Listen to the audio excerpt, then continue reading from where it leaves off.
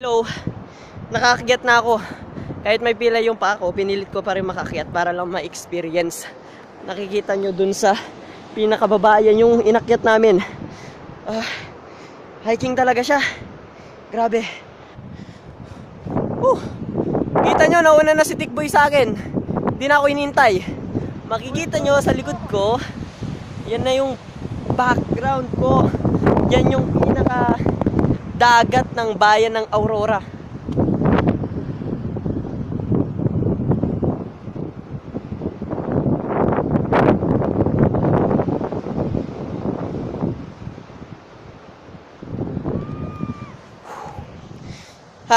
Kahit nahuli na ako sa lakaran, hindi alam nito mga kasama ko kaya akong lumipad eh. Kaya lang ayaw ko kasing gawin, baka magbilib sila eh.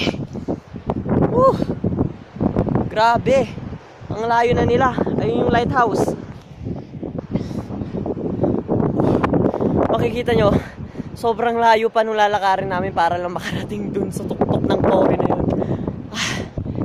Ayun o, tignan nyo, kumakaway yun o.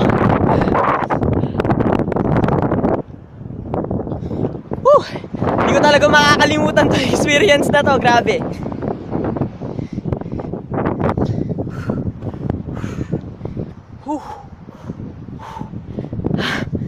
Makapahinga.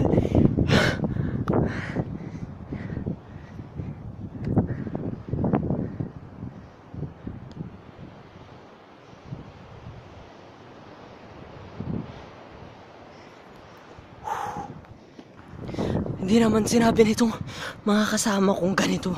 Ganito pala. Ganito pala. Tapos finally, 5 yapak na lang. Mararating ko na rin.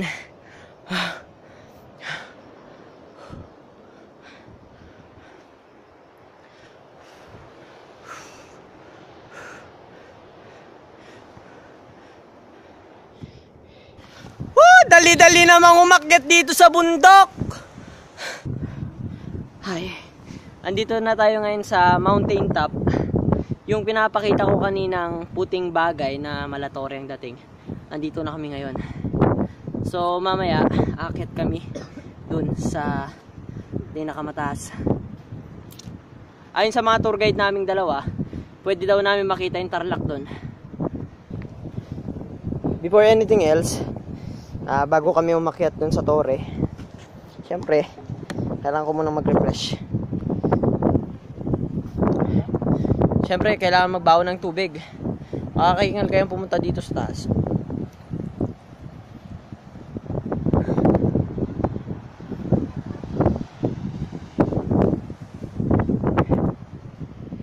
So ayun na, aakyat na kami.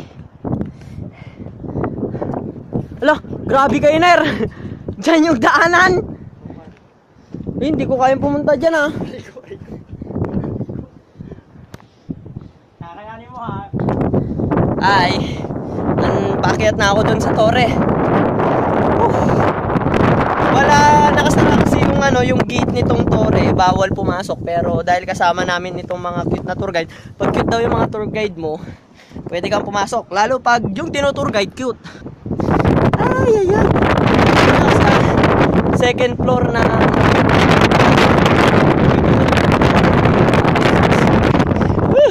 lasap na lasap mo yung lakas ng hampas ng hangin. Bukod sa may parating na bagyo,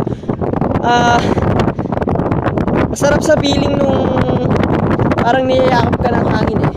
Parang niyayakap ako ni Kuan. Siyempre kung hindi ka sanay na sa ganitong lugar, sa pag-akit sa ganitong lugar, siyempre matatakot ka katulad ko.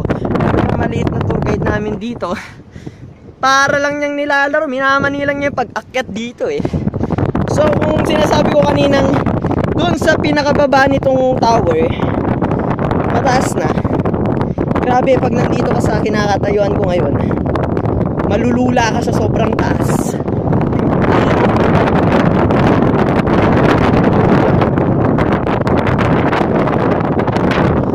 Ang lakas ng hangin, pero exciting.